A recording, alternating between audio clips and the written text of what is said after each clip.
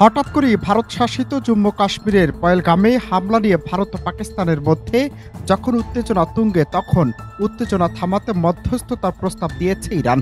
ইরানের পররাষ্ট্রমন্ত্রী আব্বাস এ প্রস্তাব দিয়ে দুই প্রতিবেশী দেশের মধ্যে কূটনৈতিক সহযোগিতার আশ্বাস দিয়েছেন। শুক্রবার এমন তথ্য সামিল করে প্রতিবেদন প্রকাশ করেছে ইন্ডিয়া টুডে।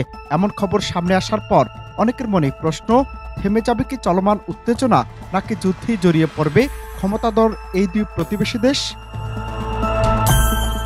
সামাজিক যোগাযোগ মাধ্যম এক্সে দেয়া পোস্টে ইরানের পররাষ্ট্রমন্ত্রী বলেন, ভারত ও পাকিস্তান আমাদের ভ্রাতৃপ্রতিম প্রতিবেশী।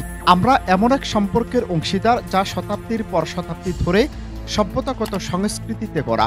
অন্যান্য প্রতিবেশীর মতো তারাও আমাদের অগ্রাধিকারে রয়েছে। ইসলামাবাদ ও নয়াদিল্লিতে অবস্থিত আমাদের দূতাবাসগুলোর মাধ্যমে আমরা এই সংকটকালে দুদেশের মধ্যে বৃহৎ বোঝাপড়ার পরিবেশ তৈরি করতে চাই।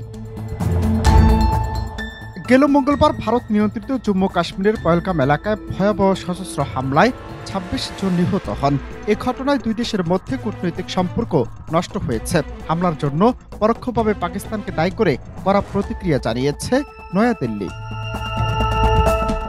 অনন্ত হাসান মাসুদ, বাংলা টিভি।